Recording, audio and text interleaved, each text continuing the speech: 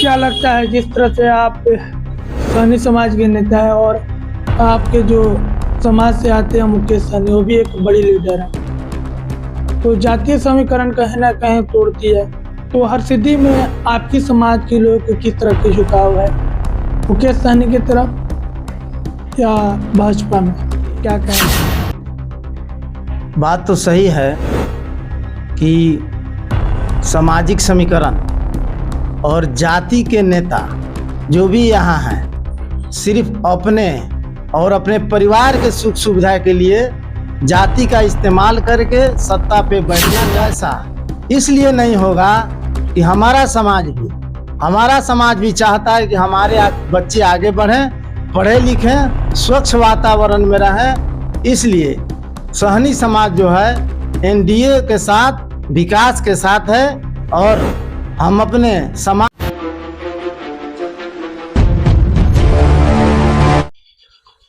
नमस्कार, कीजिए स्वीकार। हम अमन सिंह और मुझे देखना शुरू कर दिया है डिजिटल प्लेटफॉर्म इंडिया न्यूज 365 पे।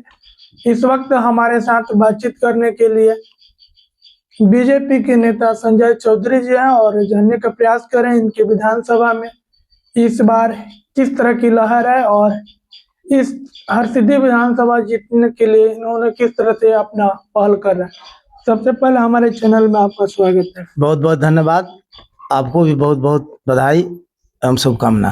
हरसिद्धि विधानसभा से आप बीजेपी के नेता हैं, इस सीट जीतने के लिए आप किस तरह की समीकरण है और आप सहनी समाज से हैं, क्या कहेंगे? देखिए, यहाँ विकास के नाम पे सारे समीकरण जो है ध्वस्त हो चुके हैं।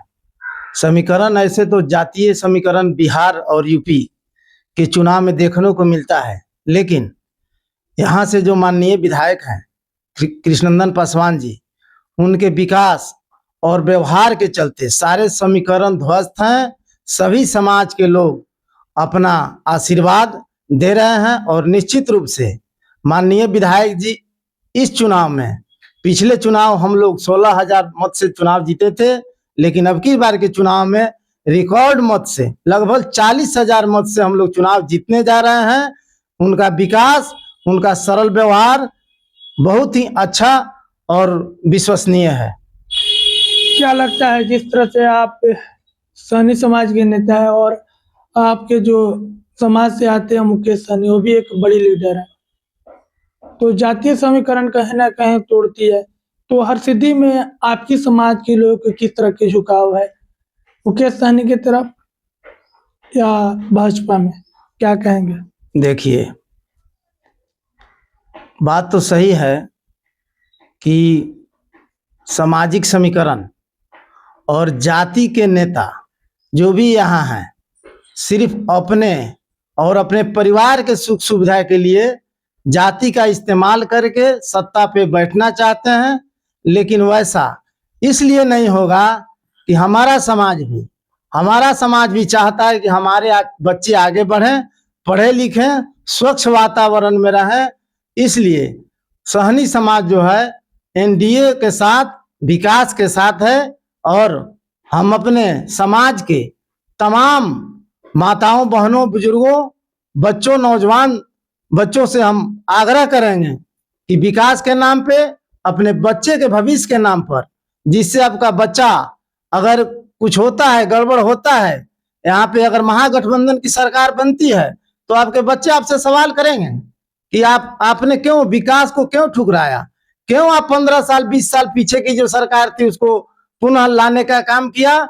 इसलिए अपने समाज के विकास के लिए, अपने विकास के लिए, अपने बच्चों के विकास के लिए हम सभी से आग्रह करते हैं कि आप तमाम गण, आप सभी एनडीए समर्पित उम्मीदवार जो हैं कृष्णनंदन पासवान जी, उनको अधिक से अधिक मत देकर और अपनी सत्ता में भूमिका अदा करके चुनाव को जितावें और अपने समाज का विकास करें। मुकेश सहनी भी बात करते हैं आपके समाज के लिए, जो हम सहनी समाज से हैं, सहनी समाज की कोई आरक्षण नहीं है, आरक्षण की बात करते हैं, तो इसको लेकर आप क्या कहेंगे?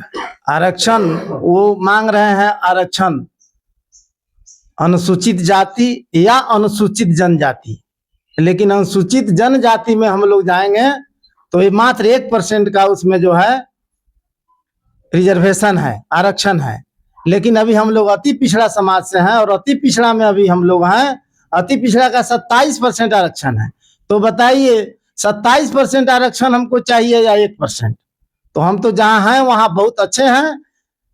सब कोई समाज चाहता है कि हम आगे की तरफ बढ़े। अति पिछड़ा हम हैं तो ऐसा विकास हो, ऐसा पढ़ाई लिखाई में हो कि हम आगे की तरफ बढ़े, हम जनरल में जाएं। लेकिन हम आरक्षण के बल पर हम जहाँ पे हैं अति पिछड़ा समाज में हम बहुत अच्छे ढंग से सुरक्षित सुसज्जित हैं। और उसमें सहनी समाज के लिए भी बात करते हैं जो हमारे समाज को दबाया जाता है। आप क्या कहेंगे? इसी वजह से उन्होंने पार्टी बनाकर अपनी बात जातीय समीकरण को लोग उठाने के लिए बात कर रहे हैं। क्या कहेंगे? सहनी समाज को दबाया जाता है। सहनी समाज को एनडीए जो है गठबंधन की सरकार कभी दबाई नहीं है। हम अपने चंपारण का बात करें तो सबसे पहले 2005 में आदरणीय रामचंद्र सहनी जी को टिकट देकर भाजपा विधायक बनाई, उनको मंत्रालय दिया गया, मंत्री भी रहे और लगातार 3 बार चुनाव जीते। कोई बतावे, महागठबंधन का नेता कोई बतावे कि सहनी समाज को इस चंपारण से कहाँ टिकट मिला और किनको विधायक बनाया गया? एक बार मिला था टिकट सुरेश सहनी जी को, कहाँ से मिला था? गोविंदगंज से टिकट मिला था। ऐसा संभव है कि किसी दूसरे जाति के लोग गोविंदगंज में चुनाव जीते? कोरम पूरा करने के लिए महागठबंधन तेजस्वी जी या लालू जी टिकट देते हैं, न कि जिताने के लिए। लेकिन जिताने के लिए अगर टिकट कोई दिया सबसे पहले यहाँ पे तो रामचंद्र सहनी जी को दिया। उसके बाद अभी मछुआरा आयोग के अध्यक्ष ललन कुमार सहनी जी बनाए गए हैं, वो भी चंपारण से हैं। तो मान सम्मान, उनको राज्य मंत्री का दर्जा भी प्राप्त है। तो मान सम्मान की अगर बात किया जाए, सहनी समाज को बढ़ाने का बात किया जाए तो एनडीए से बेहतर तो कोई नहीं है। अभी आप देख रहे हैं माननीय हरि सहनी जी को मंत्री बनाया गया है, माननीय मदन सहनी जी को मंत्री बनाया गया है। अभी केंद्र में मुजफ्फरपुर के जो सांसद हैं उनको मंत्री बनाया गया है। तो इसके पहले भी अजय निषाद जी वहां से लगातार 2 बार सांसद रहे हैं। तो हमारी समझ से तो सहनी समाज के अगर बारे में कोई सोचता है तो सिर्फ एनडीए है, भाजपा है। तो मुकेश सहनी का समीकरण क्या चंपारण में लागू होगा या बिहार से टूट जाएगा? ये समीकरण फेल हो जाएगा? क्या कहेंगे? बिल्कुल उनका समीकरण टूट चुका है। हमने कई बार उनको देखा है मन से बोलते हुए कि हम लड़ेंगे नहीं, चुनाव लड़वाएंगे, नेता बनेंगे नहीं, नेता बनाएंगे। लेकिन जो मौका मिला विधान परिषद में जब भेजने की बात हुई तो स्वयं चले गए और स्वयं मंत्री बन गए। वो तो अपने चक्कर में लगे हुए हैं। निषाद समाज का कल्याण कहाँ से कर रहे हैं? मत्स्य एवं पशुपालन विभाग के मंत्री बने थे तो उन्होंने क्या किया? उन्होंने लागू किया कि सारे जाति के लोग जो है सदस्य बन सकते हैं मत्स्यजीवी सहयोग समिति में। अगर बड़े बड़े लोग अगर सदस्य बन जाएंगे तो फिर हमारे जाति का क्या महत्व रह जाएगा? हमारा जाति का कोई मंत्री, कोई अध्यक्ष मत्स्यजीवी सहयोग समिति में बन पाएगा क्या? उन्होंने ऐसा कानून लाया था मल्लाह समाज के उत्थान के लिए नहीं, मल्लाह समाज के विनाश के लिए वो कानून लाए थे। और उनका समीकरण चंपारण में ही नहीं, आप मीडिया के भाई हैं, आप जाइए कहीं भी पता करिए, सहनी समाज पूर्ण रूप से एनडीए गठबंधन भारतीय जनता पार्टी के साथ है। क्या कहेंगे? यहाँ पे नंदन पासवान जी हैं और राजेंद्र राम जी हैं राजद से, तो यहाँ से कमल खिलेगा या लालटेन जलेगा? निश्चित रूप से यहाँ से लालटेन जलने का सवाल ही नहीं है। यहाँ से तो हम दावे के साथ कह रहे हैं कि पूरे जिला में 12 विधानसभा है, 12 विधानसभा में उनका खाता भी नहीं खुलेगा। इसलिए खाता नहीं खुलेगा कि अब लोग लालटेन के युग में दोबारा नहीं जाना चाहते।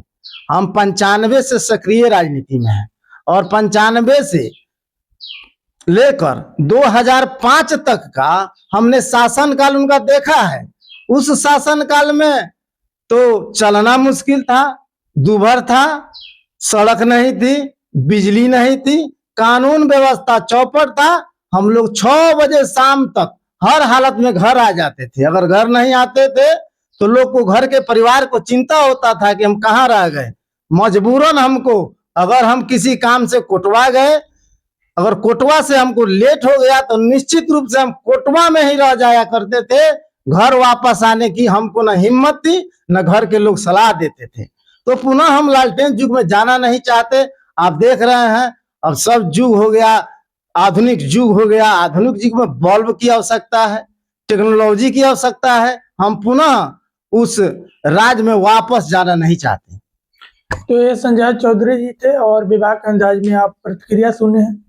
आप क्या सोचते हैं, अपना प्रतिक्रिया कमेंट बॉक्स में लिखिए। मुझे देख रहे थे इंडिया न्यूज़ 365 पे।